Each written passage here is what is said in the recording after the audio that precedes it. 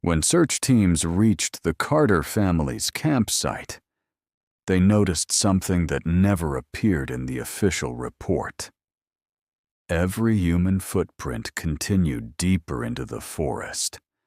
Only one set of tracks led back toward the road.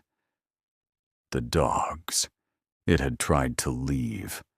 48 hours before anyone understood why.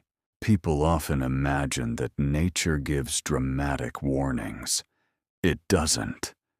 There are no flashing lights, no strange voices, no impossible shadows between the trees. Nature whispers, quietly enough that most people explain it away. That's exactly what happened at Black Cedar Lake for 12 consecutive summers. The Carter family spent the third week of July at the same campsite. Same lake, same fire pit, same wooden dock. The children had grown up there. Family photos taken years apart always showed the same background, the same pine trees, the same mountains, the same stretch of calm water. It wasn't an adventure anymore. It was routine. And routine is dangerous. Because routine teaches people which things they no longer need to notice. The truck rolled into the clearing shortly after 3 in the afternoon. Nothing looked different. The lake reflected the mountains like polished glass. A gentle breeze pushed through the pines. The children were already arguing about who would reach the dock first. Their father laughed. Winner gets the front seat on the drive home. Their mother was smiling before the engine had even stopped. Everything looked exactly as it had every summer before. Almost. The rear hatch opened. Camping gear, fishing rods, coolers, sleeping bags. Everything came out, except the dog. The golden retriever stayed exactly where it was. No barking, no growling, no whining, just watching. His body wasn't shaking.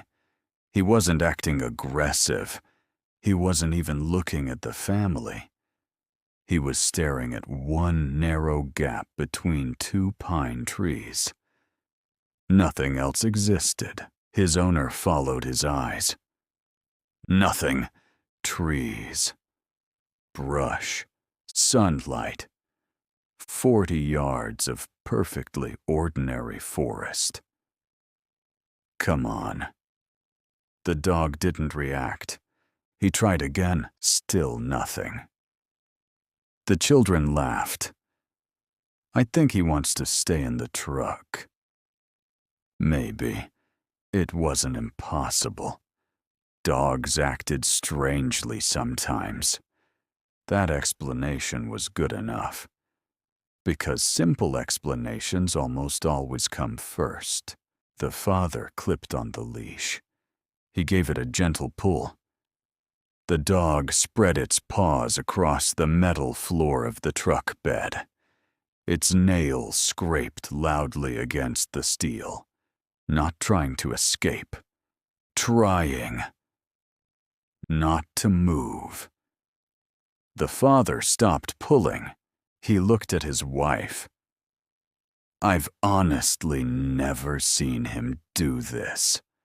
She shrugged. Maybe he hurt his leg. Reasonable. So they checked. Nothing. No cuts. No swelling. No broken nail. No injury. The dog was perfectly healthy. He simply refused to place another step toward the trees. Together. They lifted him down. The moment all 4 paws touched the ground, he twisted away from the forest, pulled toward the truck, toward the road, toward the only direction that led away from the valley. The leash slipped from the father's hand. The dog reached the driver's door and stopped. He didn't run. He didn't hide. He simply stood there, still staring at exactly the same place between those two pine trees. The family continued unpacking. Children don't stop being excited because a dog acts strangely. Parents don't cancel a vacation because a pet refuses to cooperate. Life continued. The tents went up. Dinner was prepared. The firewood was stacked. Every few minutes, someone looked back at the dog. Every single time. He was still looking at the trees just before sunset. The father finally walked over to him. He stood beside the dog, looked into the forest, waited. 1 minute, nothing. 2 minutes, nothing. 3 minutes, still nothing. He smiled to himself. You had me worried. He turned around and walked back toward the campfire. The dog didn't follow. For the first time in 12 summers, it chose the forest over its family. Not because it wanted to go there, because it couldn't stop watching it. Investigators later agreed on one detail. The Carter family ignored every warning because every warning was reasonable on its own. A nervous dog. Nothing more. If only it had stayed that simple. Morning came with the kind of silence people only notice after they've already been awake for a while. No one mentioned it at breakfast. Not at first. The children were too busy arguing over pancakes. Their father was trying to light the camp stove. Their mother was pouring coffee into 4 metal cups. Life continued, exactly as it should have. It was the youngest child who noticed first. Dad, what? There aren't any ducks. The father looked across the lake. She was right. The shoreline was empty. No ducks, no geese. Not even the usual gulls circling above the water. Still, it wasn't impossible. Birds came and went.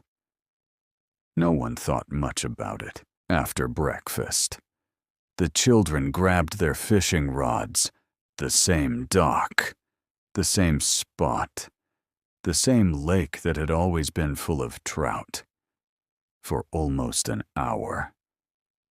Nothing touched the bait. The older child laughed. I think we're just unlucky. Maybe. Fish don't bite every day. That made sense. Everything still made sense. The dog never left the truck, even after an entire night. Even after food, even after water. It ate, it drank. But the moment it finished, its eyes returned to the same place, between the same 2 pine trees. The father stopped trying to pull it anymore. Whatever had frightened the dog would pass. Eventually. That's what everyone believed. Around noon, another truck entered the campground. A retired couple parked 2 sites away. They waved. The Carter family waved back. Normal people. Normal vacation. Nothing unusual. The husband walked toward the lake, carrying binoculars around his neck. 5 minutes later, he walked back. Funny. What is? I haven't seen a single bird. The father smiled. We were just talking about that. The older man shrugged. They're probably feeding somewhere else. Reasonable. Again, another explanation. By early afternoon, the wind had disappeared. The lake looked almost unnatural. Not a ripple. Not a leaf floating across the surface. The children tried skipping stones. Each splash echoed farther than it should have, as if the valley itself had become empty. The father finally looked around.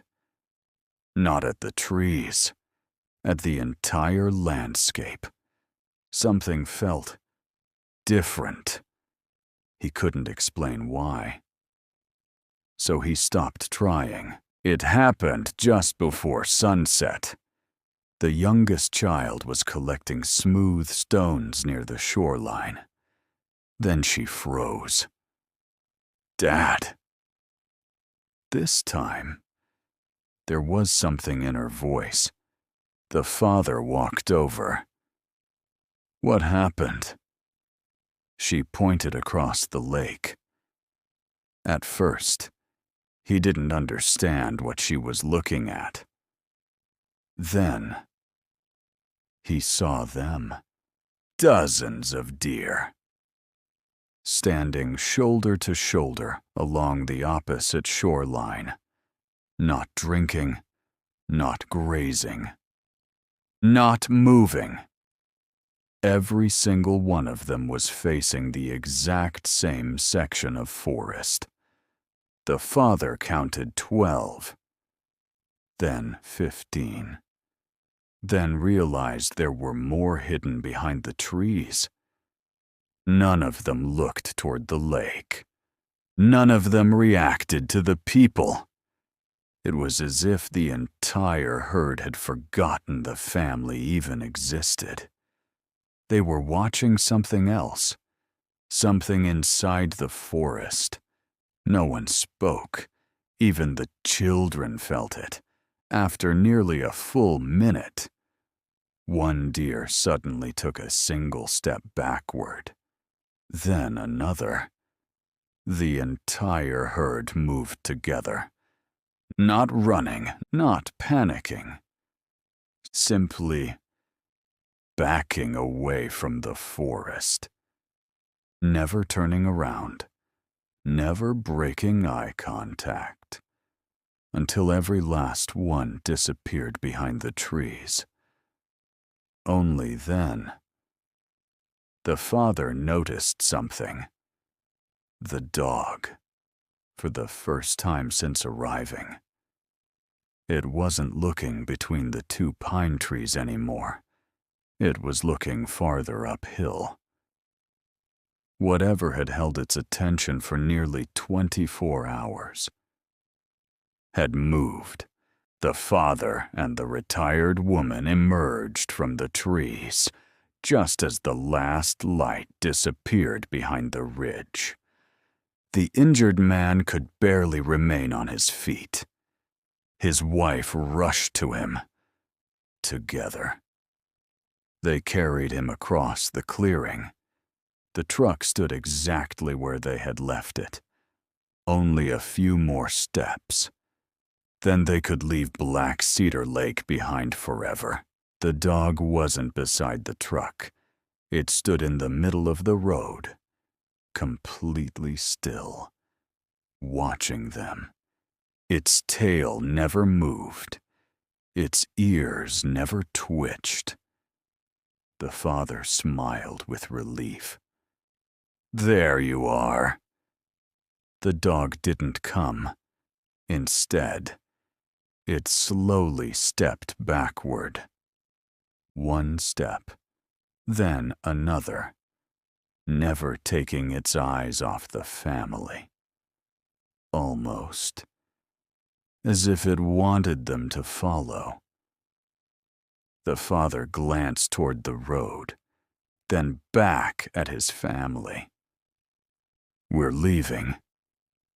He reached for the driver's door. Something changed. Not in the forest, in the silence. The valley became so quiet that the father could hear the injured man's breathing. No insects, no birds, no wind. Only 6 people standing beside a truck, and a dog waiting in the road. The father looked toward the trees one last time. There was nothing there, nothing he could see. He took one step toward the driver's door. Search teams arrived shortly after sunrise. The campsite looked strangely ordinary. Sleeping bags lay where they had been dropped. The cooking stove still sat on the picnic table. Children's backpacks rested beside the fire ring. Nothing suggested panic. Nothing suggested violence. The truck was still parked exactly where the family had left it. The doors were closed. Everything they had packed the night before remained inside.